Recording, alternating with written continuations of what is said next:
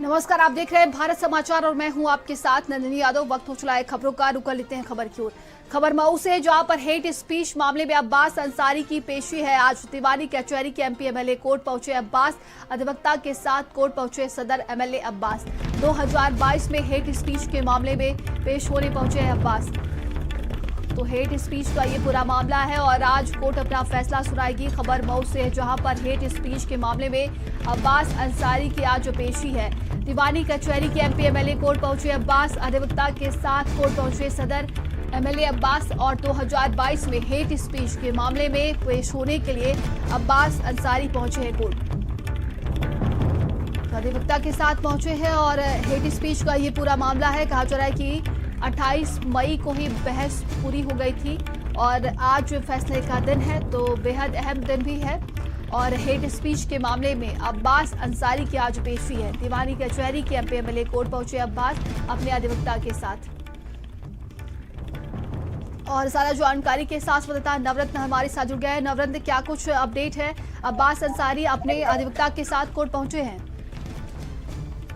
जी, हम बता दें कि अब्बास अंसारी जो है हेट स्पीच मामले में आज सुनवाई पर फैसला आना था और अब्बास अंसारी अभी से थोड़ी देर पहले कोर्ट परिसर में आए। हालांकि जो पुलिस है वो सुरक्षा व्यवस्था में लगातार लगी हुई है। सुबह से पुलिस ने चाक चौबंद व्यवस्था की हुई है और पूरा जो परिसर है वो छावनी में तब्दील है। हालांकि अब्बास अंसारी आए तो उनकी गाड़ी को चेक किया गया, उसके बाद गाड़ी अंदर आती है और अब्बास अंसारी वहां से उतरकर जो बार काउंसिल का जो महामंत्री है वहां पर बैठे हैं। हालांकि अभी इंटरवल है और इंटरवल के बाद उम्मीद की जा रही है कि फैसला आएगा जिसमें तय होगा कि मुख्तार अंसारी को सजा होती है या कितने दिनों का जुर्माना, क्या कुछ होता है वो जज जब इंटरवल खत्म होगा उसके बाद ही सामने आ पाएगा। हालांकि जो अब्बास अंसारी है वो अभी बैठे हुए हैं, अभी सुनवाई नहीं चल रही है। जी नवरत्न, हेट स्पीच का ये पूरा मामला कब का था और कब इसको लेकर मुकदमा दर्ज कराया गया था? क्या कुछ इसको लेकर जानकारी हमारे दर्शकों को बताइए। जी बताएं कि 2022 में पहाड़पुरा में एक चुनावी जनसभा के दौरान अब्बास अंसारी ने मंच से एक कथित तौर पर बयान दिया था, जिसमें उस बयान को हेट स्पीच मामले में दर्ज कर लिया गया। हालांकि तब से 2022 से लेकर अब तक वो मामला चल रहा था। कभी अब्बास अंसारी आते थे और कभी नहीं आते थे। अन्य मामले में भी वो जेल में बंद थे, जिसके चलते नहीं आ पाते थे। तो उस मामले को लेकर लगातार सुनवाई चल रही थी और एमपी एमएलए कोर्ट में इस मामले को लेकर सुनवाई चल रही थी और आज एमपी एमएलए कोर्ट में इस मामले पर सुनवाई का जो है वो फैसला आना है। जी, तमाम जानकारी के लिए आपका बहुत बहुत धन्यवाद।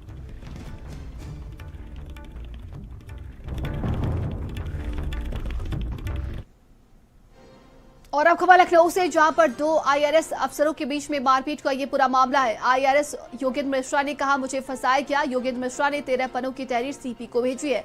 आईआरएस गौरव गर्ग पर फंसाने का भी आरोप लगाया। इंस्पेक्टर हजरतगंज को भी योगेंद्र ने तहरीर भेजी है। तहरीर में लिखा, गौरव ने मुझे गाली दी, थप्पड़ मारा, खुद को बचाने के लिए मैंने गौरव को धक्का दिया। इस दौरान अंगूठी से गौरव गर्ग का होठ छिल गया। योगेंद्र का दावा है कि ये पूरा जो मामला है सीसीटीवी कैमरे में कैद हुआ है और वहां से ये मामला स्पष्ट हो जाएगा। तो दो आईआरएस अफसरों के बीच में ये विवाद बढ़ता ही जा रहा है और देखिए इनकम टैक्स विभाग के ये अधिकारी हैं जिनके बीच में मारपीट का ये पूरा मामला है, एक दूसरे पर आरोप लगाए जा रहे हैं। वहीं आईआरएस योगेंद्र मिश्रा ने कहा कि मुझे फंसाया गया है और उन्होंने 13 पन्नों की तहरीर जो है सीपी को भेजी है। और ज्यादा जानकारी के साथ सहयोगी अरविंद हमारे साथ जुड़ गए हैं। अरविंद, ये मामला बढ़ता ही जा रहा है और इसको लेकर क्या कुछ अभी तक की अपडेट है?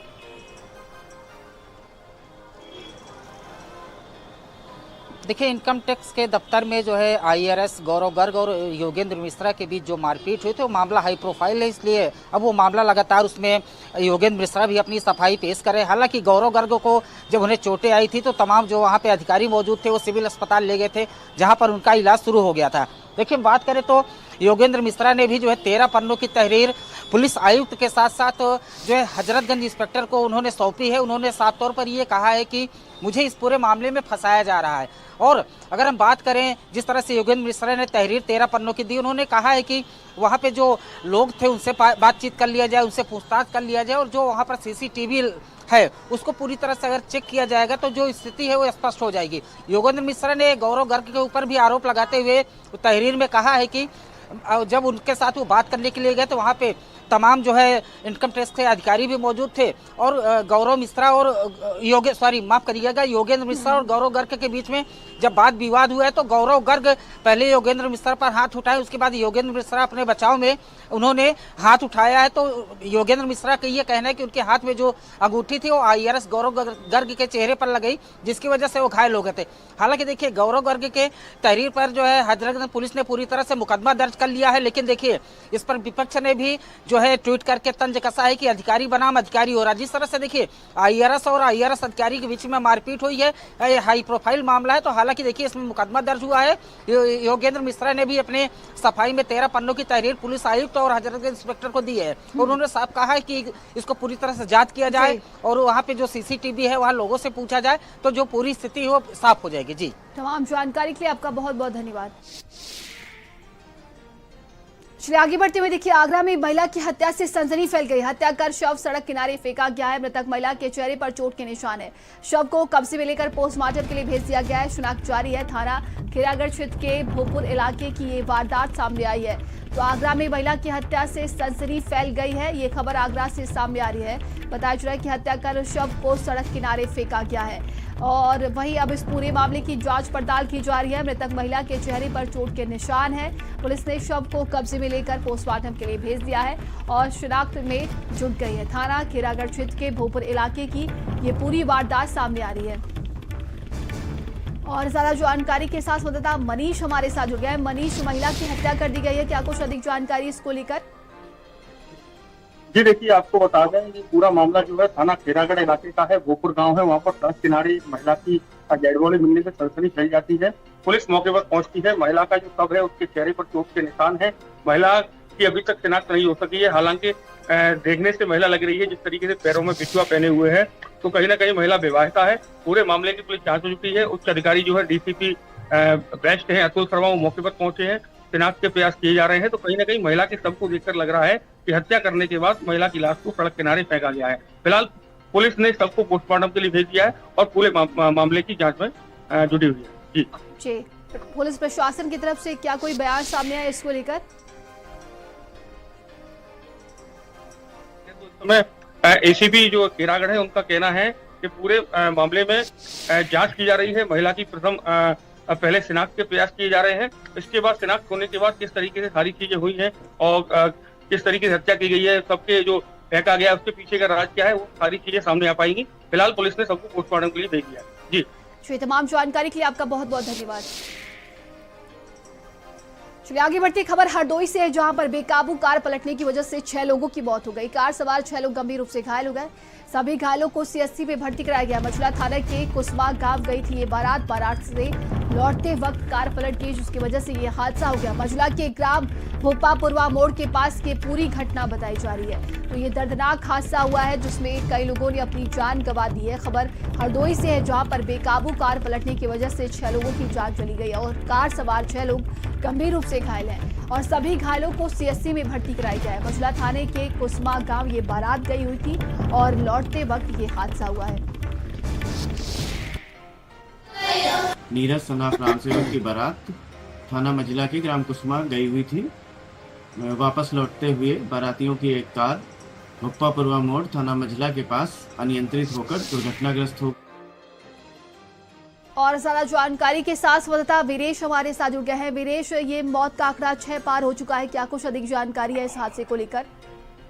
देखिए, हरदोई के पाली थाना क्षेत्र का मामला था, जो रात में बारात जो है मझिला थाना कुसमापुर के लिए गई थी। वहीं से बारात वापसी के लिए एक गाड़ी जो आर्टिका निकली है, जिसमें करीब 10 से 12 लोग उसमें सवार थे। वो काफी तेज रफ्तार से आ रही थी और खाई में अंतिम होकर गिरी, जिसमें कम से कम 6 लोग जो है गंभीर रूप से घायल हुए हैं। अब बताया जा रहा है 6 लोगों की मौत हो गई है। पहले 5 की थी, एक बच्चे की भी एक दर्दनाक मौत हुई है सड़क हादसे में। तो कुल मिला के मरने वालों की संख्या अब 6 हो गई है। बहरहाल पुलिस पूरे मामले में जांच पड़ताल कर रही है। जो घायल है उनका अभी भी इलाज चल रहा है और जो मृतक है उनको पोस्टमार्टम के लिए शव को भेजा गया है। जी, तमाम जानकारी के लिए आपका बहुत बहुत धन्यवाद। आगे बढ़ती खबर बुलंदशहर से, जहां पर कार ट्रैक्टर ट्राली की जोरदार भिड़ंत हो गई है, जिसमें 3 लोगों की जान चली गई। कार क्षतिग्रस्त हो गई बुरी तरीके से, 2 लोग गंभीर रूप से घायल हो गए, जिन्हें अस्पताल में भर्ती कराया गया। पाइप लदे ट्रैक्टर ट्राली से टकराने के दौरान ये दर्दनाक हादसा हुआ है। ट्राली का टायर फटने की वजह से दर्दनाक हादसा हुआ, पुलिस की तरफ से ये कहा गया। दुर्घटना को देखते हुए एक और हादसा हुआ है। स्कूटी सवार तेज रफ्तार कार ने टक्कर मार दी है। पुलिस ने तत्काल उस स्कूटी सवार को भी भर्ती कराया। सिकंदराबाद कोतवाली के औद्योगिक क्षेत्र में ये हादसा हुआ है। और ज्यादा जानकारी के साथ संवाददाता मनोज हमारे साथ जुड़ गए हैं। मनोज, ये दर्दनाक हादसा देखने को मिला है, क्या कुछ अपडेट है इसको लेकर? जी बता दें, मामला बुलंदशहर के सिकंदराबाद औद्योगिक क्षेत्र का है, जहां एक ट्रैक्टर और एक इको गाड़ी में एक्सीडेंट हुआ है। इसको लेकर के इको गाड़ी सवार 3 लोग की मौके पर मौत हो गई है। एक चौथा मामला ये है कि ये जो एक युवक स्कूटी से देख रहा था, अचानक एक बोलेरो गाड़ी आती है, उसे भी टक्कर मार देती है और वो गंभीर घायल हो जाता है। और जो पिकअप में कई लोग घायल हुए, उन्हें भी अस्पताल भेजा गया है और जो शव है उन्हें पोस्टमार्टम के लिए भेजा गया है। और जो 2 लोग उनमें जो पिकअप जो इको गाड़ी थी, उसमें 2 लोग गंभीर घायल हैं, उन्हें हायर सेंटर के लिए रेफर कर दिया गया है। जी तमाम जानकारी के लिए आपका बहुत बहुत धन्यवाद। आज दिनांक 31 मई 2025 की अर्ली मॉर्निंग में थाना सिकंदराबाद क्षेत्र अंतर्गत जोखाबाद इंडस्ट्रियल एरिया के गोपालपुर गेट के पास एक ट्रैक्टर ट्रॉली के पीछे एक इको गाड़ी जो गाजियाबाद से बुलंदशहर की तरफ जा रही थी एवं इसमें 3 व्यक्ति सवार थे। अचानक से ट्रैक्टर ट्रॉली के टायर बर्स्ट होने के कारण उक्त इको गाड़ी की दुर्घटना ट्रैक्टर ट्रॉली से हो गई। पुलिस के द्वारा तत्काल मौके पर पहुंचकर रेस्क्यू ऑपरेशन चलाया गया। उक्त दुर्घटना में 3 व्यक्तियों की मृत्यु हो गई है। पुलिस के द्वारा अग्रिम विधिक कार्रवाई की जा रही है।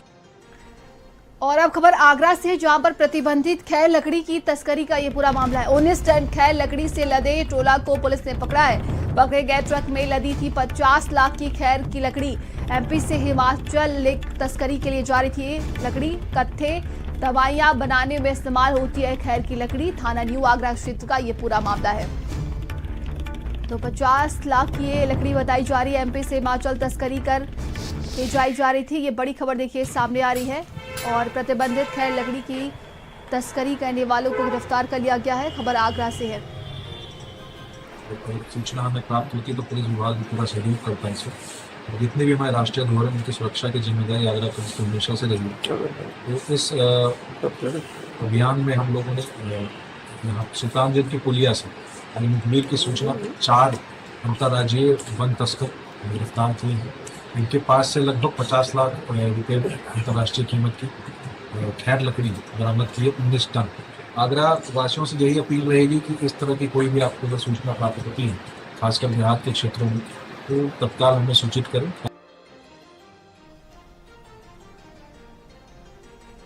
तो 50 लाख की खैर की लकड़ी ये बरामद हुई है। प्रतिबंधित खैर लकड़ी की तस्करी की जा रही थी। और ज्यादा जानकारी के साथ संवाददाता सुमित हमारे साथ जुड़ गया। सुमित, क्या कुछ अपडेट है इस पूरे मामले को लेकर? देखिए, डीसीपी सिटी सोनम कुमार और एसीपी हरिपर्वत विनायक भोसले को ये सूचना मिली थी कि आगरा में एक बड़े पैमाने पर सिंडिकेट चल रहा है जो लकड़ी तस्करी का कारोबार करता है। मध्य प्रदेश टीकमगढ़ से हिमाचल लकड़ी तस्करी के जो खैर की लकड़ी है, इनको तस्करी करके ले जाया जा रहा है ट्रक से। और इसी सूचना के बाद थाना न्यू आगरा पुलिस टीम को लगाया गया। घेराबंदी करके 4 अंतर्राज्यीय तस्कर जो शाहिद, जावेद, देवेंद्र और मुकेश को गिरफ्तार किया गया है, जिनके कब्जे से करीब 50 लाख की 19 टन खैर की लकड़ी बरामद की है। ये हिमाचल में खैर, इनसे जब पूछताछ की गई तो उन्होंने बताया कि हिमाचल में खैर में एक प्राइवेट फैक्ट्री है, वहाँ खैर की लकड़ी ले जाई जा रही थी। अब पुलिस इस बात की जानकारी कर रही है कि जो लकड़ी तस्करी करके ले जाई जा रही थी, इनसे ये लोग क्या बनाते थे या आगे ये लोग तस्करी करते थे, क्योंकि बड़ी अच्छी कीमत में ये लकड़ी की तस्करी होती है। जब इन लोगों से 50 लाख की बरामद हुई तो अंतर्राज्यीय अगर कीमत देखें तो उसकी और ज्यादा बताई जा रही है। तो पुलिस अब पूरे सिंडिकेट की जांच पड़ताल कर रही है कि कितने लोग इसमें पूरे सिंडिकेट में शामिल हैं। जी, तमाम जानकारी के लिए आपका बहुत बहुत धन्यवाद। खबर रायबरेली से, जहां पर नवविवाहिता की मौत का ये पूरा मामला है। पति 6 लोगों पर दहेज हत्या का मुकदमा दर्ज हुआ है। मायके वालों ने ससुराल पक्ष पर आरोप लगाया था। जहर देकर हत्या करने वाले का आरोप लगाया गया था। 2 माह पूर्व मृतका यशी का विवाह हुआ था। तो पति समेत 6 लोगों पर यह मुकदमा दर्ज हुआ है। मायके वालों ने ससुराल पक्ष पर दहेज हत्या को लेकर यह आरोप लगाया है।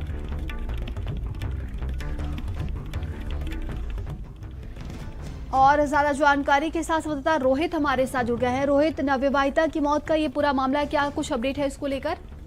जी बिल्कुल बताना चाहूंगा। पूरा मामला नंदनी रायबरेली जिले के सरही थाना क्षेत्र का, जहां पर बताया जा रहा है कि 2 माह पूर्व जो है विवाहिता की जो शादी हुई थी, जिसके बाद उसका 2 दिन पूर्व जो है घर पर ही जो है जहरीला पदार्थ खाने से उसकी मौत हो गई थी। जिसके बाद परिजन उसको लेकर जो है सीसी गए थे। उसके बाद जो है जो मृतका के मायके के पक्ष के लोगों ने जो है इसको लेकर हंगामा भी काटा था। इस पूरे मामले में जो है मृतका के पिता की तहरीर पर पति समेत 6 लोगों के विरुद्ध जो गंभीर धाराओं में मुकदमा पंजीकृत कर लिया गया। वही पुलिस का कहना विवेचनात्मक कार्रवाई जारी है, जल्द ही आरोपियों की गिरफ्तारी की जाएगी। लेकिन जिस तरह से बात की जाए, जिस तरह से आरोप है कि विवाहिता के जो विवाह है 2 माह पूर्व ही हुआ था और उसकी जो मौत हुई है, जिस पर पुलिस ने जो है दहेज हत्या का मुकदमा दर्ज किया है और जांच पड़ताल कर रही है। ये तमाम जानकारी के लिए आपका बहुत बहुत धन्यवाद। खबर सीतापुर से, जहां पर ग्राम प्रधान और पंचायत सचिव पर आरोप लगाया गया। सरकारी योजनाओं में भ्रष्टाचार के आरोप लगे हैं। नल मरम्मत कार्य के लिए भुगतान किया गया। प्रधान मोमिना खातून के बेटे को भुगतान हुआ। कार्य की गुणवत्ता पर अब सवाल उठ रहे हैं। ग्रामीण की तरफ से ये कहा गया है। ब्लॉक एलिया ग्राम पंचायत सहरोई सिकटिया का ये पूरा मामला है। समस्या क्या, हमारे गांव जो नल बनते हैं और शुद्ध साय बनता नहीं है, बनते हैं जिनका उनका का यहाँ गांव घर में पैसा निकालेगा हो तो मिस्त्री के नाम निकाल लेते हैं। खुद प्रधान के लड़का बिलाला है और जो कहा सुनो कि नलमा शुद्ध समाज कहा तुमसे इसे मतलब का और पानी पे हम लोगों ने दिक्कत होते उधर नल पर देख लिया जाए चल के पानी भरा है ना कि नाली का बनना ना कुछ बनना। खबर बरेली से, जहां पर नौकरी का झांसा देकर ठगने का ये पूरा मामला है। 5 साइबर अपराधी गिरफ्तार किए गए। 3 चेकबुक, 3 ATM, 4 सिम फोन भी मिला है और गैंग बनाकर पूरे देश में करते थे साइबर ठगी। जनपद के अलग अलग जगह से सभी को अरेस्ट किया गया है। तो 5 साइबर अपराधी गिरफ्तार किए गए हैं और ये बड़ी ठगी का काम करते थे देश में। तो 3 चेकबुक और 3 ATM, 4 सिम कार्ड भी बरामद कर लिया है। खबर बरेली से है, जहां पर नौकरी का झांसा देकर ठगने का ये पूरा मामला है और 5 साइबर अपराधी इसमें गिरफ्तार किए गए हैं और उनके पास से 3 चेकबुक, 3 ATM, 4 सिम कार्ड भी मिला है। गैंग बनाकर पूरे देश में ये साइबर ठगी का काम करते थे। जनपद के अलग अलग जगह से सभी को अरेस्ट कर लिया गया है। तो 5 साइबर अपराधी को गिरफ्तार कर लिया गया है और देश में देखिए अलग अलग जगहों से ये ठगने का काम करते थे। नौकरी का झांसा देकर ठगी का ये काम किया करते थे और प्रशासन की तरफ से बड़ी कार्रवाई की गई है। 5 लोगों को गिरफ्तार किया गया है। और ज्यादा जानकारी के साथ संवाददाता दीपक हमारे साथ जुड़ गए हैं। दीपक, क्या कुछ अपडेट है? 5 साइबर ठगों को गिरफ्तार किया गया है। ये देखिए 5 साइबर ठग हैं। ये बरेली के अलग अलग थाना क्षेत्रों से गिरफ्तार किए गए। साइबर सेल को सूचना मिली थी कि ये ठग एक गिरोह बनाकर पूरे देश में नौकरी का झांसा देकर लोगों के साथ ठगी करते हैं। काफी मात्रा में इनके पास से चेकबुक, ATM और मोबाइल बरामद हुआ है और बताया जा रहा था कि ये फर्जी लोगों को नौकरी देने के नाम पे ऑफर लेटर देते थे, जॉब लेटर देते थे और उनसे पैसे लेकर ठगी करते थे। पूरे मामले को लेकर एक सिख युवक ने जब स्थानीय पुलिस को शिकायत की तो SSP ने पूरे मामले की जांच साइबर सेल को दी और साइबर सेल ने तत्काल इसमें एक्टिव दिखाते हुए इन 5 लोगों को गिरफ्तार किया। इनके कब्जे से भारी मात्रा में चीजें बरामद हुई हैं। फिलहाल इनसे पूछताछ की जा रही है। इनके खिलाफ मुकदमा लिखकर इनको जेल भेजने का काम किया जा रहा है। जी, तमाम जानकारी के लिए आपका बहुत बहुत धन्यवाद। खबर सहारनपुर से, जहां पर फंदे पर लटका मिला महिला का शव। परिजनों ने हत्या करने का आरोप लगाया। पति, सास, ससुर पर दहेज प्रताड़ना का आरोप लगाया गया। बाज का ताना देकर परेशान करते थे। मायके पक्ष की तरफ से ये कहा गया। थाना बिहारीगढ़ क्षेत्र का ये पूरा मामला है। तो परिजनों ने हत्या करने का आरोप लगाया है और कई लोगों पर देखिए दहेज प्रताड़ना का ये आरोप लगा है। खबर सहारनपुर से है, जहां पर फंदे पर लटका मिला है महिला का शव और इसी को लेकर ये कई आरोप लगाए गए हैं। सारा जानकारी के साथ संवाददाता लियाकत हमारे साथ जुड़ गया है। लियाकत, महिला का हत्या हुआ है, क्या कुछ अपडेट है इसको लेकर? देखिए नन्नी, आपको मैं बताऊं, बिहारीगढ़ थाना क्षेत्र के गणेशपुर में विवाहिता का फंदे पर लटका हुआ एक शव मिला है। बताया जाता है कि महिला की जो शादी है पिछले 5 साल पहले हुई थी और कोई बच्चा भी नहीं था। जब से ही लगातार जो ससुरालिये हैं वो प्रताड़ित करते आ रहे थे, उसी के चलते बताया जाता है कि जो घटना हुई है इसमें जो परिवार के लोग हैं उन्होंने दहेज हत्या का आरोप लगाते हुए थाने पर कार्रवाई की है। जी, तमाम जानकारी के लिए आपका बहुत बहुत धन्यवाद। और अब खबर अलीगढ़ से, जहां पर गुड़िया बाग चौकी इंचार्ज के खिलाफ अनोखा प्रदर्शन देखने को मिला। बीजेपी कार्यकर्ताओं ने थाना दिल्ली गेट पर धरना दिया है और कार्यकर्ताओं ने दरोगा सचिन चौधरी के लिए भीख मांगी। भीख मांग पर उन्होंने धनराशि जुटाई है। थाना घेर कर हंगामा किया। दरोगा पर एमएलए संजीव मुक्ता राजा के अपमान का ये आरोप लगा है। विधायक ने पीड़ित की तरफ से किया था दरोगा को फोन। चौकी इंचार्ज ने शहर विधायक के फोन के बाद अभद्रता की। पीड़ित से 1 लाख रुपए मांगने, अभद्रता करने का ये आरोप लगा है। आज हम थाना दिल्ली गेट में एक पीड़ित परिवार के साथ यहाँ पर आए हुए थे। गुड़ियाबाग चौकी क्षेत्र के अंतर्गत आते हुए दो परिवार आपस में लड़ पड़े। 2 बच्चों की लड़ाई थी, जिसमें समाज के सम्भ्रांत लोगों ने बैठ के आपस में समझौता करा दिया। ये बच्चों की लड़ाई है, ये ऊपर तक बाद में भविष्य में दिक्कत देगी। इसलिए चौकी प्रभारी को समझाया गया तो कोई मुकदमा पंजीकृत मत करना। लेकिन चौकी प्रभारी द्वारा अपनी तानाशाही दिखाते हुए एक पक्ष के खिलाफ मुकदमा लिख दिया गया। जब समाज के बहुत सम्राट लोगों ने बैठे कहा कि भाई ये मुकदमा आपने क्यों कर दिया, जब आपने हमने कहा था ये बच्चों की लड़ाई है तो ये मुकदमा आपको नहीं करना चाहिए था। तो उनके द्वारा कहा मैं तो ऐसे ही करूंगा। के सफाई कर्मचारी को पीटा गया। झाड़ू लगाते समय होटल वालों ने पीटा है। पीठ पर आए हैं निशान। सफाई कर्मियों में आक्रोश देखने को मिला। पवन लगा रहा था झाड़ू, हिमांशु ने जमकर पीटा है। कोतवाली नगर क्षेत्र के होटल नीलकंठ का ये पूरा मामला है और झाड़ू लगाते समय होटल वालों ने उसे पीटा है। इसी को लेकर सफाई कर्मियों में आक्रोश देखने को मिला। तो खबर एटा से है, जहां पर नगर पालिका के सफाई कर्मचारी को पीटा गया। बताया जा रहा है कि झाड़ू लगाते समय होटल वाले ने पीटा है। और सारा जानकारी के साथ संवाददाता संजीव हमारे साथ जुड़ गया। संजीव, क्या कुछ ये पूरा मामला? जी, मैं आपको बताना चाहूंगा, एक कोतवाली नगर क्षेत्र के नीलकंठ होटल के समीप जो है नगर पालिका का सफाई कर्मचारी झाड़ू लगा रहा था। झाड़ू लगाने से धूल उड़ रही थी, जिसको लेकर जो है होटल नीलकंठ का कर्मचारी था हिमांशु नाम का, उसके द्वारा सफाई कर्मचारी को जमकर पीटा गया है, जिसके निशान उसकी पीठ पर आए हैं। आपको बता दें, जो हॉस्पिटल का जो कर्मचारी है नगर पालिका का, उसका उपचार मेडिकल कॉलेज में चल रहा है। हालांकि घटना देश सफाई कर्मचारियों में आक्रोश है। जी, तमाम जानकारी के लिए आपका बहुत बहुत धन्यवाद। खबर देवरिया से है, जहां पर सड़क हादसे में 2 लोगों की मौत हो गई। अज्ञात वाहन ने बाइक सवार को टक्कर मारी और टक्कर से बाइक सवार 2 लोगों की मौत हो गई है। पुलिस ने शव को कब्जे में लेकर पोस्टमार्टम के लिए भेज दिया है। गौरी बाजार के पननाहा गांव के पास का ये पूरा मामला बताया जा रहा है। तो अज्ञात वाहन ने बाइक सवार को टक्कर मारी है और इस हादसे में 2 लोगों की जान चली गई। खबर देवरिया से है, जहां पर सड़क हादसा हुआ है और 2 लोगों को अपनी जान गंवानी पड़ी। अज्ञात वाहन ने बाइक सवार को टक्कर मार दी है। बताया जा रहा कि टक्कर से बाइक सवार 2 लोगों की जान चली गई है। वहीं पुलिस मौके पर पहुंची है। पुलिस ने शव को कब्जे में लेकर पोस्टमार्टम के लिए भेज दिया है। गौरी बाजार के पनहना गांव के पास का ये पूरा मामला है।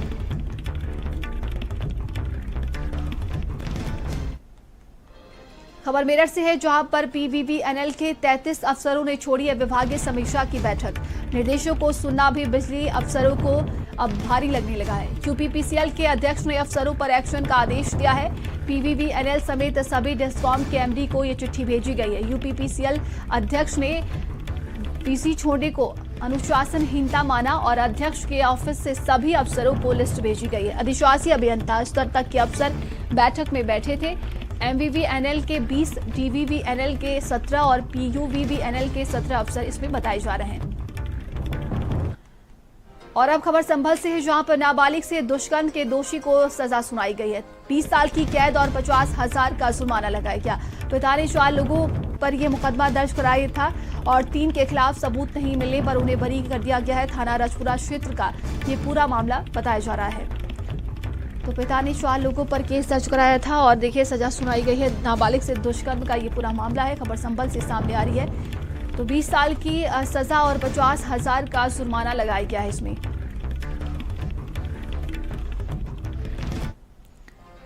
उन्नाव से खबर है, जहां पर पुलिस ने मेडिकल स्टोर संचालक हत्याकांड का 7 दिन बाद खुलासा कर दिया। मृतक के खाते में 26 लाख रुपए हड़पने के लिए जिगरी दोस्त ने अपने 2 दोस्तों के साथ मिलकर इस घटना को अंजाम दिया। आरोपियों ने पहले युवक को बियर पिलाई, फिर गला दबाकर उसकी हत्या कर दी और शव को निर्माणाधीन गंगा एक्सप्रेसवे के पाइप के अंदर डालकर फरार हो गए थे। वहीं पुलिस ने शव मिलने के 24 घंटे बाद हत्याकांड का खुलासा करते हुए तीनों दोस्तों को गिरफ्तार कर लिया है। उसमें ये पाया गया कि इसके 3 दोस्त हैं, एक अमित है और एक मोहित और एक अभिषेक पटेल। ये तीनों इसके गांव के ही रहने वाले हैं और साथ ही एक दूसरे के साथ खेल के बड़े हुए। ये रोज शाम को एक दूसरे के साथ बैठकर वहाँ बियर पीते थे। इस बीच में जब ये घटना हुई तो इन लोगों लास्ट कॉल अभिषेक के साथ पाई गई और तीनों अभियुक्तों को गिरफ्तार किया गया। जो एटीएम इन लोगों के द्वारा चुराया गया था उसको मोहित के घर से बरामद किया गया। खबरों का सिलसिला जारी है, रुकते एक छोटे से ब्रेक के लिए। बने रहिए भारत समाचार के साथ। आप देख रहे हैं भारत का सर्वश्रेष्ठ न्यूज चैनल भारत समाचार।